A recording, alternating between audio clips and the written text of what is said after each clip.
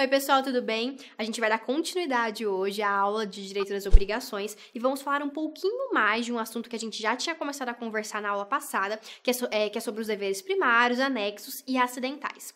Bom, a gente vai falar um pouquinho sobre a obrigação principal. Qual é a fonte da obrigação principal? A gente viu que a obrigação principal, né, ela tem como prestação um dar, um fazer ou um não fazer, de acordo com o nosso Código Civil. E aí a fonte da obrigação principal será o quê? A autonomia privada. Vocês concordam que quando as partes elas se aproximam e elas trocam informações e elas manifestam a sua vontade em celebrar aquele negócio jurídico, não há nada que esteja forçando-as a realizar isso, a realizar essa celebração do negócio jurídico. Por isso que a fonte da obrigação principal é sempre a autonomia privada. É a manifestação das partes, é a vontade que as partes têm de celebrar, de contratar, enfim, de assumir aquela obrigação uma para com a outra. A atuação dos sujeitos, né, desses sujeitos contratantes que se juntaram, né, cujo vínculo jurídico obrigacional se originou em virtude da autonomia privada, a atuação dos sujeitos, ela visa ao adimplemento. Como eu disse na aula passada, né, as partes, elas contratam não por contratar, elas contratam porque elas têm uma intenção e elas têm um objetivo naquela contratação, que é justamente o fim visado por toda a relação jurídica, que é o adimplemento. O fim visado por toda a relação jurídica negocial é o adimplemento, gente, é a finalização com satisfação de ambas as partes, porque as partes, elas vão criando expectativas ao longo da negociação, elas vão criando intenções de que aquele negócio realmente chegue ao final com o adimplemento, porque é apenas o adimplemento que vai satisfazer ambas as partes. Então, isso é importante, que as expectativas das partes, ao longo do cumprimento da obrigação principal, essas expectativas elas devem ser observadas, porque caso elas sejam violadas, haverá alguma sanção para algumas das partes, para as partes que violou aquela expectativa. É importante lembrar que não é toda expectativa, é uma expectativa que seja justa.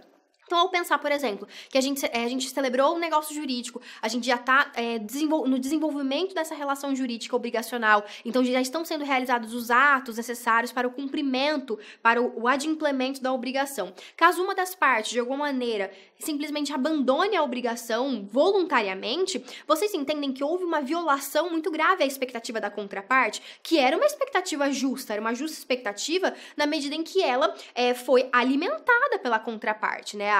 As partes viam-se umas às outras e viam o cumprimento já de atos que se relacionavam à obrigação principal de um dar, de um fazer, um de não fazer. Então, a parte ela não pode simplesmente sair da relação jurídica obrigacional em virtude da violação da expectativa da contraparte. Logo, ela deverá arcar sim, ela deverá se responsabilizar pelos danos oriundos deste incumprimento, dessa violação ao contrato. E agora falando um pouquinho sobre os deveres anexos ou laterais, a gente já conversou um pouco na aula passada que os deveres anexos ou laterais são aqueles advindos, né, da boa-fé objetiva. E aqui a previsão, né, na verdade a fonte destes deveres, as fontes dessas obrigações não são mais a autonomia da vontade, mas sim é uma derivação da lei impositiva. Aqui é importante, e a gente faço referência novamente às premissas adotadas pelo Código Civil de 2002, no concernente à eticidade. A eticidade foi uma forma que se encontrou, uma forma encontrada para que alguns valores morais ingressassem no ordenamento jurídico. Porque quando a gente pensa nas normas jurídicas, a gente lembra que quando as normas jurídicas são violadas, há uma possibilidade de indenização, de reparação dessa norma jurídica que foi violada, desse incumprimento, né, daquilo que é disposto no nosso Código Civil, por exemplo. Entretanto, com relação aos princípios que antes não estavam consolidados no nosso Código Civil, que não passavam, portanto, de deveres morais, era impossível a exigência, né, se exigir, se coagir a pessoa, por exemplo, o Estado, né, com a sua coercitibilidade, exigir do devedor ou do credor que atuasse em consonância aos deveres morais. Logo, o princípio da eticidade é justamente a tentativa de se normatizar, de se juridicizar deveres que antes eram apenas morais.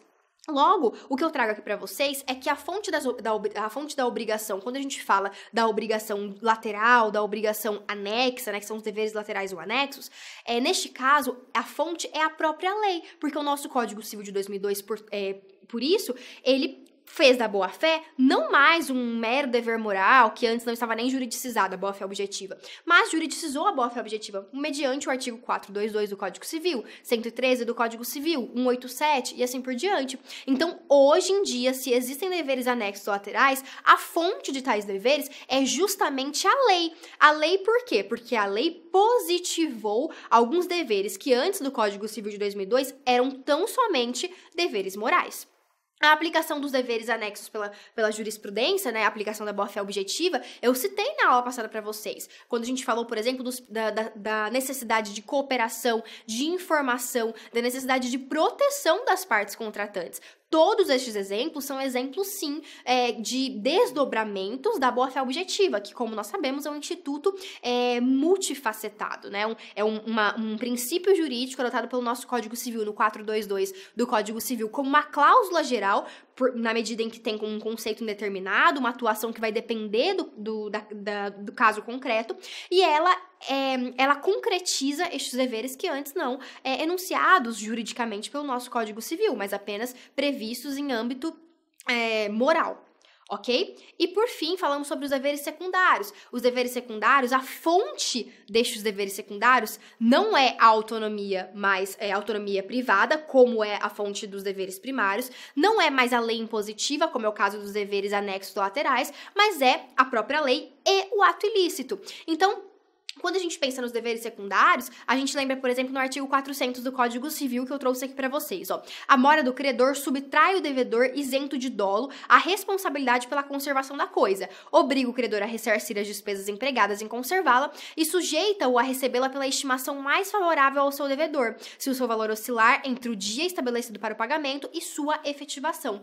Aqui no artigo 400, né, a gente tem a mora do credor. Até então, a mora, né, era entendida a mora apenas do devedor, mas agora existe a mora do credor, ou seja, é o credor que se recusa a aceitar a prestação devida pelo devedor. E aí, nesse caso, a gente percebe que há ampliação dos deveres secundários, no sentido de que não é apenas o devedor que tem o dever de cumprir determinadas obrigações, mas cabe também ao credor executar e bem cumprir essas obrigações, que são tidas como obrigações secundárias, cuja origem está na lei, como o nosso artigo 400, ou a mora do credor. Então, o que acontece? Isenta o devedor da responsabilidade de conservação da coisa, obriga o credor a ressarcir as despesas empregadas pelo devedor na conservação da coisa e sujeita o credor a receber a obrigação pela estimação mais favorável ao devedor. Então, olha só, a gente tem 3 consequências, 3 deveres secundários advindos da lei ao credor, no caso de mora do credor. Só que esses deveres secundários podem também ser originados do ato ilícito. Então, pensando, por exemplo, que houve algum dano para o credor,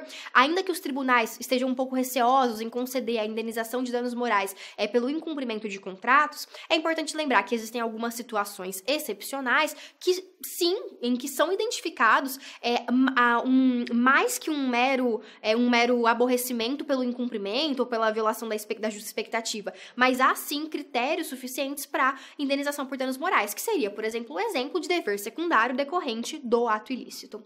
Ok? Então, por essa aula, nós estudamos todas as fontes das obrigações essas que nós dividimos em 3, a depender, né, de ser uma obrigação principal, de uma obrigação anexa, uma obrigação secundária, e falamos que as fontes dessas obrigações são, portanto, a autonomia privada, a lei impositiva, a lei e o ato ilícito. Tá ok, pessoal? Até a próxima aula. Até mais.